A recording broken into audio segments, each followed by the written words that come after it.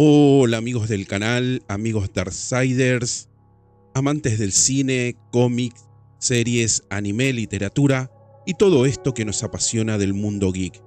¿Cómo están? Hoy les traigo un nuevo capítulo de podcast, un poco a modo reseña, un poco a modo informativo, sobre uno de los libros y uno de los autores de mayor renombre en su género, la historia. Y como ya han visto en la portada del capítulo de hoy, hablamos de la biografía de Vlad Tepes el Empalador.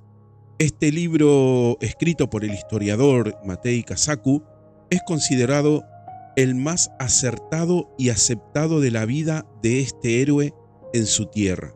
Ya vamos a hablar más adelante de todo esto. Antes de continuar, recuerden que pueden apoyar a este canal suscribiéndose si aún no lo han hecho, compartir, darle me gusta y comentar para que este canal tenga más alcance, ya que todo esto es de gran ayuda. También pueden apoyarnos con sus donaciones vía Cafecito o por PayPal. También pueden escuchar nuestros podcasts por la plataforma de iVoox. Ya saben que en este canal todo el contenido está pensado para escuchar y es por eso que a veces pongo cámara, pero la mayoría de las veces no. En la descripción y el primer comentario dejaré todos los enlaces. Bueno, este libro que llegó a mis manos en un cumpleaños fue un regalo de mi ex mujer. Ella sabía de mi pasión por la literatura, la historia en general y por supuesto los vampiros. La verdad que, bueno, fue un gran regalo, por supuesto lo guardo con mucho cariño y de vez en cuando lo vuelvo a leer. Fue uno de los tantos libros que me regaló. Por ejemplo, una edición de Jude de Thomas Hardy, una edición especial de Los Pilares de la Tierra de Ken Follett, La Historia de los Gladiadores, entre otros tantos libros. Claro que tengo muchos de ellos, del cual iré haciendo reseñas en formato podcast. Pero hoy quise hablar de este libro. Es una edición del año 2006, de hecho es la primera edición aquí en Buenos Aires, en Argentina. Pero antes de hablar del contenido, vamos a repasar un poco quién es Matei Kazaku. Matei Kazaku nació el 11 de julio de 1946 en Sinaia, en Rumania. Es un historiador francés de origen rumano, principalmente especialista en Rumania y en el mundo de los Balcanes. Matei Kazaku obtuvo su licenciatura en Historia en la Universidad de Bucarest en 1969, se mudó a Francia en 1975 y trabajó como bibliotecario en la antigua Comisión de París de 1977 a 1978. En 1977 obtuvo el diploma de archivista paleógrafo en la Escuela Nacional de Chartres y también el título de doctor en Historia y Civilización del Mundo Bizantino y Post-Bizantino en la Universidad de París I en 1979. Ese mismo año se convirtió en investigador en el Centro Nacional de Investigación Científica, una función que actualmente sigue ejerciendo en paralelo con la de profesor en la Universidad de París IV y en el Instituto Nacional de Lenguas y Civilizaciones Orientales, la INALCO, en París.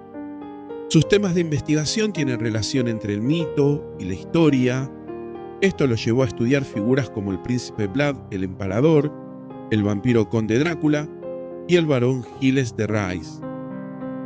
Entre sus obras encontramos libros como En busca de Frankenstein, con Radu Florescu y Alan Barbour, esto en Boston, Nueva York, en Graphic Society en 1975, La historia del príncipe Drácula en Europa Central y Europa del Este en el siglo XV, edición crítica, con traducción, notas y comentarios, esto en Ginebra, Drogs en 1988. En los Cáucasos rusos y chechenos, Historia de una guerra sin fin, de 1785 a 1996, esto en Ginebra, York Editeur, en 1998. Historia de los eslavos orientales, y con las referencias a las fuentes históricas traducidas a los idiomas occidentales. Esto en París, ediciones CNRS, Instituto de Estudios Eslavos. Aquí fue coautor en 1998. Mujeres en el Camino del Este, el viaje a Constantinopla, y esta obra de Drácula, con la cual obtuvo el premio de Thiers en la Academia Francesa. Y por supuesto, Gilles de Rais en París, Taillandier.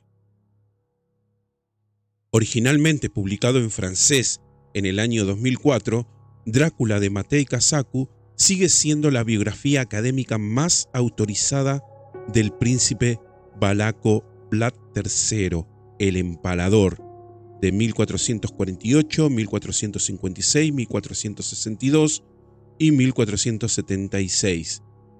Su núcleo es una reconstrucción exhaustivamente investigada de Drácula. En la contraportada podemos leer, por aquí, dice: Vlad III Drácula, llamado también el Empalador, de 1429-1430 a 1476. Fue un príncipe de Valaquia, la actual Rumania.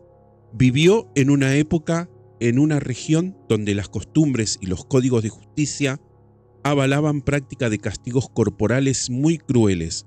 Los cambios políticos se sucedían vertiginosamente, el Imperio Otomano formaba parte de la amenaza diaria y las ambiciones personales de reyes y de una notable cantidad de príncipes generaban complots recurrentes cuya frecuente resolución era la muerte.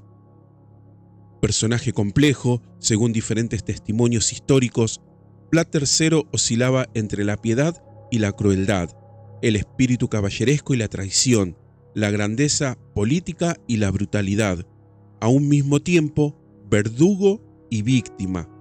Fue objeto de la primera campaña de desprestigio en la que se utilizó la naciente imprenta.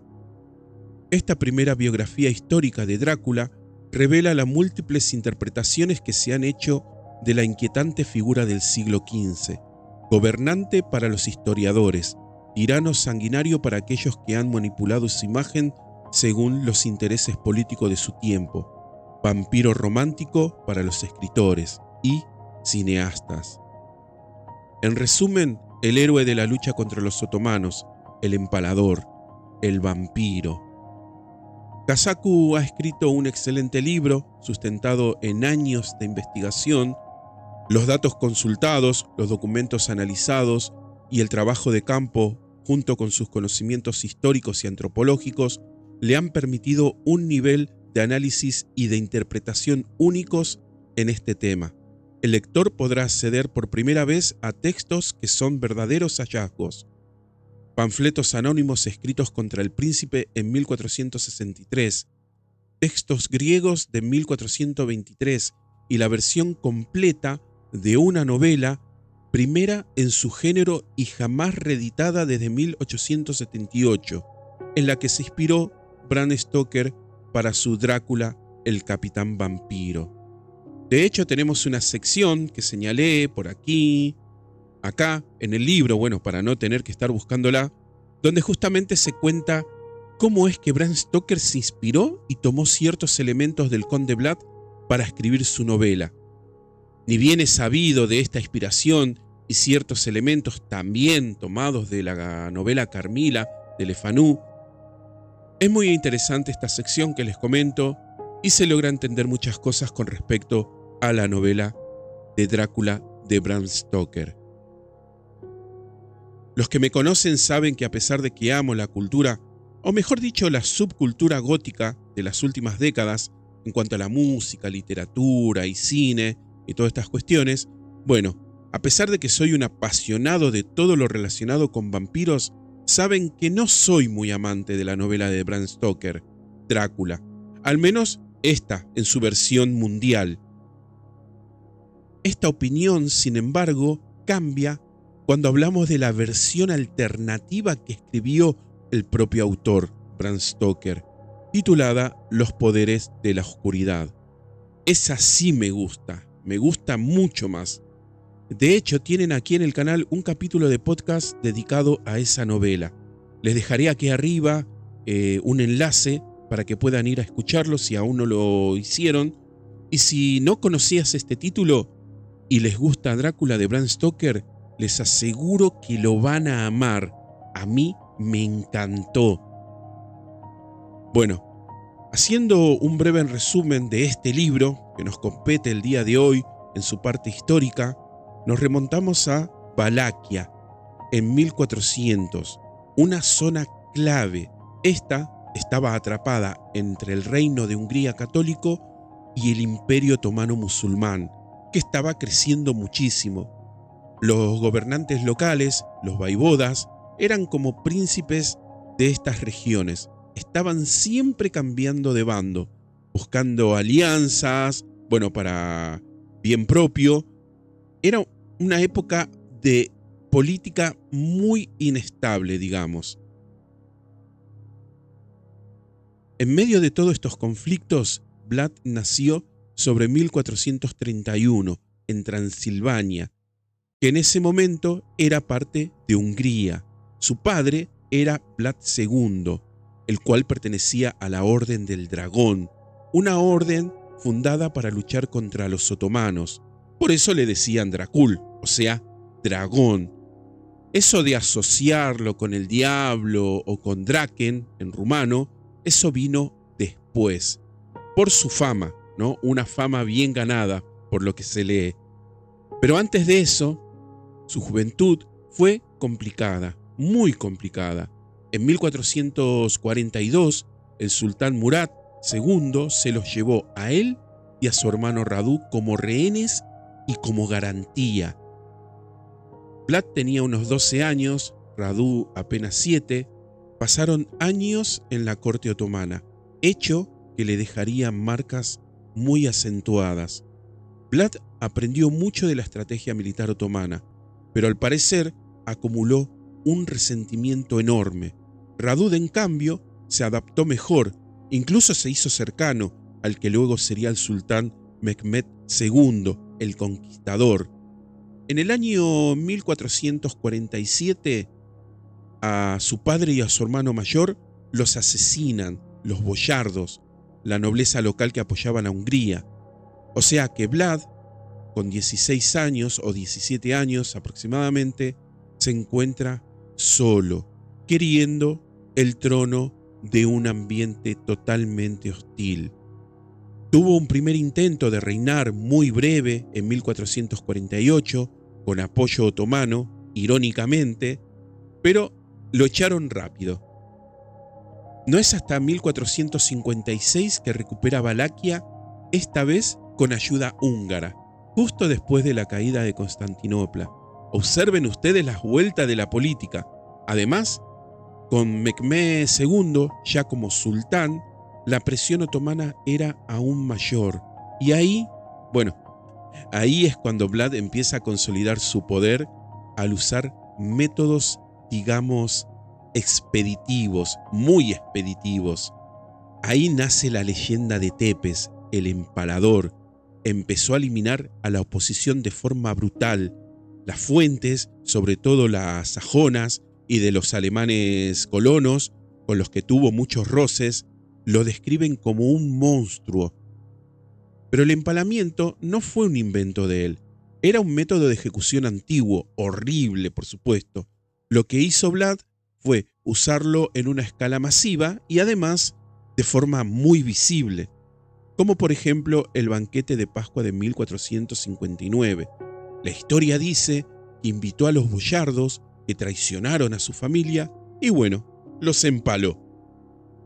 Esto también lo usó contra nobles, contra comerciantes, contra cualquiera que considerara una amenaza o un estorbo, incluso a pobres y gitanos. Buscaba orden absoluto y un poder total, y que todo el mundo le tuviera pánico. Hay relatos de decenas de miles de víctimas, dicen algunas fuentes, sobre todo las sajonas, quizás un poco exageradas, pero la escala fue grande, muy grande de hecho. El mensaje era claro: generar terror, y esa crueldad la dirige contra los otomanos. Se alinea ya de forma definitiva con la causa cristiana, quizás por su rencor, por la presión húngara o una mezcla de ambos. En 1461 desafía directamente a Mehmed II, ejecutando a sus emisarios, clavándole los turbantes a la cabeza. Eso fue una declaración de guerra total, y Mehmed II respondió. Esto con una invasión masiva en 1462, un ejército enorme, quizás 90.000 hombres, para poner a Radu en el trono. Radu, el hermano de Vlad. Vlad, con muchos menos hombres, adoptó tácticas de guerrilla. Tierra quemada, quemó aldeas, envenenó pozos, una guerra total y una guerra psicológica. Intentó un ataque nocturno para matar al sultán en su campamento. Falló, pero la verdad que fue muy audaz. Y aquí es donde entra la historia del Bosque de los Empalados, cerca de Targoviste, la capital. Dejó una visión espantosa.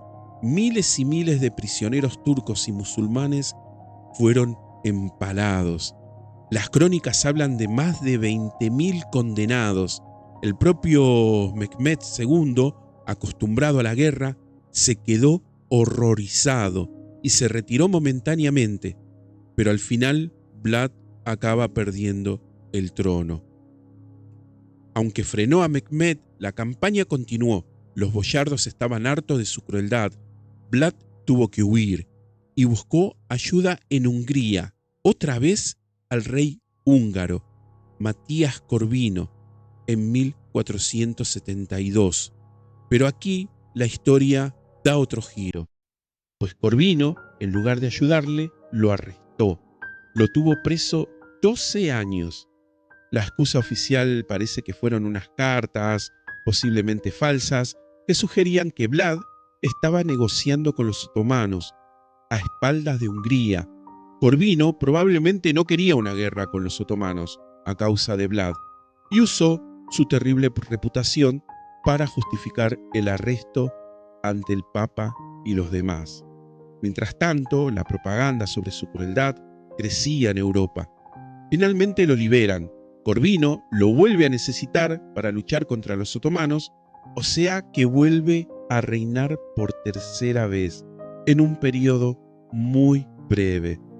Murió poco después, a finales de 1476 y a principios de 77, en la batalla o en una emboscada cerca de Bucarest. Tenía unos 45 años y su cabeza acabó en Constantinopla como trofeo para el sultán. Un final bastante acorde a su vida. Es increíble pensar en él, un líder medieval, sin duda brutal, pero metido en un torbellino político y militar tremendo. Este registro histórico, que ni bien esto fue un resumen de su contenido, es digno de leer. La verdad, se lo súper recomiendo. Es fabuloso, fantástico, a mí me encantó. Vlad III fue complejo. Para los rumanos, un héroe que defendió su tierra. Para otros, un tirano sádico que luchó por Valaquia con métodos terribles. Sí, pero eran métodos de su época. Y esa crueldad real, sobre todo el empalamiento, es lo que prendió la chispa de la imaginación de Bram Stoker. Siglos después, llevó al personaje histórico a otra dimensión, un príncipe cristiano, apoyado a veces por el Papa, luchando contra el avance otomano. Nos deja pensando en cómo se construyen los mitos y cómo la perspectiva cambia tanto. Depende de quién cuente la historia, el aliado o el enemigo. Definitivamente es un recordatorio de las figuras históricas. Rara vez son simples héroes o villanos. La realidad siempre tiene muchos más matices. Este libro cuenta también con una sección que nos habla sobre el mito del vampiro en Rumania, una sección bastante interesante. La verdad que, bueno, como les dije, recomiendo este libro. Es realmente fascinante. Es fácil de conseguir en diferentes librerías del país, bueno, por lo menos aquí en Argentina, o en donde se encuentren. Bueno, también los pueden conseguir en plataformas como Amazon, por ejemplo. Matei Kusaku nos regaló esta obra de una exhaustiva investigación con la interesante vida de este enigmático personaje. Matei Kusaku comentó en una entrevista, más bien en un libro publicado sobre historiadores, realiza la siguiente cita, y abro cita: un historiador equilibrado significa, en primer lugar, consultar, sopesar y evaluar todas las fuentes escritas y u orales, por un lado, y las obras de otros autores sobre un tema determinado, por el otro. La siguiente fase consiste en definir el tema y formular las preguntas que el historiador formulará a las fuentes. Aquí es donde entra en juego su competencia para apreciar su valor, su lenguaje, su naturaleza, crónicas, cartas, documentos oficiales, inscripciones, monumentos, etc. La forma en la que han llegado hasta nosotros, originales, copias o resúmenes, y obviamente su valor histórico. Esto dice Matei Kusaku en este libro sobre historiadores. Bueno, gente, hasta aquí el podcast de hoy, un podcast muy interesante y breve, la verdad. Espero que lo hayan disfrutado. Recuerden que pueden apoyar al canal suscribiéndose si aún no lo han hecho, compartir, darle me gusta, comentar, que es de gran ayuda, la verdad, para que el canal siga creciendo. Y los invito, a recorrer el contenido del canal, y ya saben que pueden escuchar estos podcasts por la plataforma de iVoox. Recuerden que también es de gran ayuda sus donaciones, es de forma voluntaria, esto no es obligatorio, pero si no pueden donar con todos los que mencioné antes, también ayudan de gran manera a este canal. Entonces, hasta aquí, gente, les recomiendo el libro, búsquenlo, que la verdad es muy, muy interesante.